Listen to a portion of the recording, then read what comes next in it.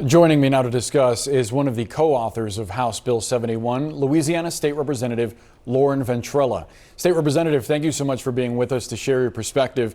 Does the bill specify what kind of penalty teachers like that will face?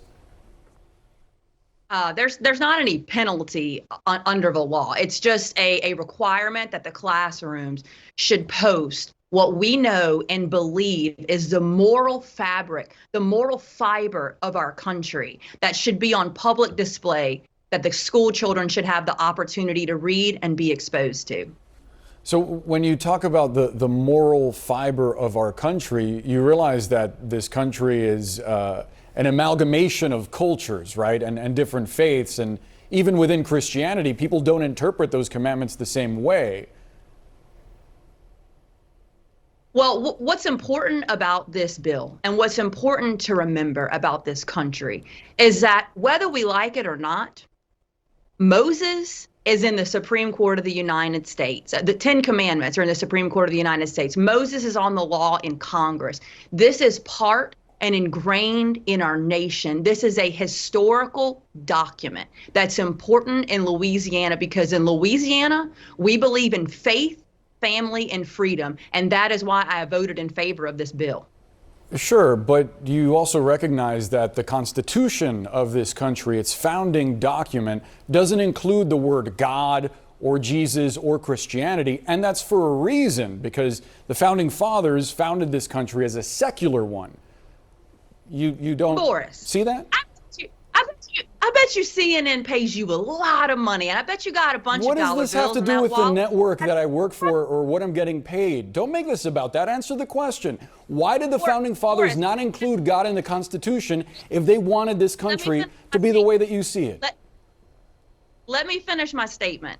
Answer the question and don't make this about me.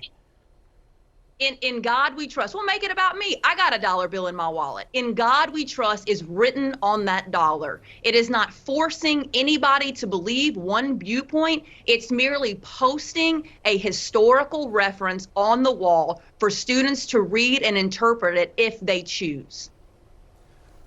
But fundamentally, you understand that there's a separation between church and state, and that if you're a student at a school, say you're Muslim or Hindu or atheist, having that on the wall, doesn't that endorse a specific set of beliefs? Absolutely not. It is a historical document. Again, but there are historical documents. There are historical documents that actually this law authorizes to be displayed in classrooms, like the Mayflower Compact, the Declaration of Independence, and others. But this one is specifically religious, and there's a difference there. I mean, that seems pretty clear that there's a difference between a random historical document and one that endorses a very specific view of a very specific denomination within a religion. I don't agree with you that this is a random historical document. This is I didn't say it was random, but there are others. Go ahead. This is a very valuable document. Look, this nation has gotten out of hand with crime, with the bad negative things that are going on. Why is it so preposterous that we would want our students to have the option to have some good principles instilled in them? If they don't hear it at home, let them read it in the classroom. It's no different than the Mayflower Compact, which is mentioned in the document as well. I don't understand why this is so preposterous and that litigation is being threatened. It doesn't scare us in the state of Louisiana. We say bring it on. Because if someone has a home in which they choose to believe something different, which is welcome in this country, it's literally why people fled to come here to found this country to begin with, then they should be allowed to. And it's not really an option if you're requiring it to be put up in the wall of the classroom. What do you say to the parents of students or even teachers who don't share your religious views? Don't look at it. What would you say if your child had to go to a classroom in which the 5 pillars of Islam were required to be on the wall? How would you feel? Again, this is not about the 5 pillars of Islam. This bill specifically states the Ten Commandments. It is a Sure, but historical I'm document. presenting you with a hypothetical that would help you put yourself in the shoes of someone you may not understand and their point of view. How would you feel if you Boris, walked into a classroom and something you didn't believe in was required to be on the wall? You can answer that question. I appreciate you, Boris. I cannot sit here and gather and fathom what you could give me 1,000 hypotheticals. But again, this specific bill applies to this specific text. The Quran or Islam, that is a very broad statement. We're specifically talking about a limited text on, mind you, a piece of paper that's not much bigger than a legal sheet of paper. Some kids might even need a magnifying glass to read all of this. This is not so preposterous that we're somehow sanctioning and forcing religion down people's throat. I've heard the comments, and it's just ridiculous. Thinking to start cutting carbs, I need to drop my belly fat. If you want to drop this, start eating more.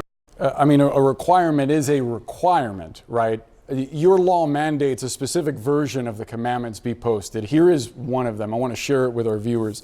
It says, quote, "Thou shalt not covet thy neighbor's wife, nor his manservant, nor his maidservant, nor his cattle, nor anything that is thy neighbor's."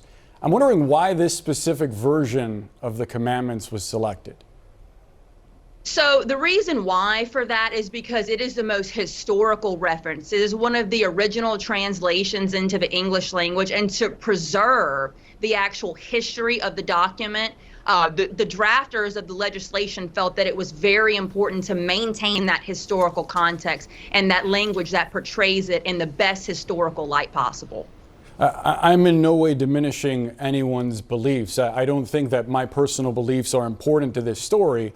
But I do have to point out and ask you about the fact that religious scholars don't even agree who wrote the Ten Commandments, where or when they were written. Does that not give you pause in any way that this comes from a religious document and not from something that's based in secular agreement or in a doctrine that a group of people have come to accept, something like the Constitution?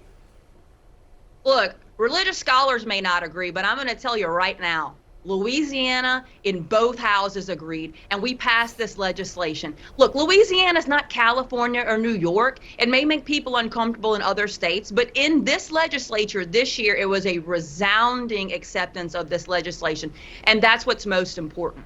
What should a teacher tell a kindergartner who asks what adultery is? Well, the teacher should be able to have an appropriate response, which is to tell them, look, guys, this is a historical document that's posted on the wall to remind everyone of good morals, good principles. Thou shalt not kill. Thou shalt not lie. These are important things. I think that in the state of Louisiana, we have echoed a strong voice that we believe that faith is a very important part of history and the founding of this nation. Again, we've got it posted in historical buildings all over the place. I don't understand why this is such a shock factor to the nation that we would somehow do this. I'm proud that in the state of Louisiana, we're leading the charge on this, and I am proud to press the button in favor of that bill. I guess the argument is that you could teach morals without getting into religion. I have one last question. State Representative, will you come back when this gets taken up at the Supreme Court? I'd be more than happy to have this conversation with you again, Boris. Maybe I'll get some of those dollar bills in my pocket one day like you on CNN so I can remind myself and God. I wish you would make it personal, because it's not. It's about the story. It's not about me, and it's not about the amount of money in my wallet. State Representative Lauren Ventrella, I very much appreciate your time. Thanks for being with us.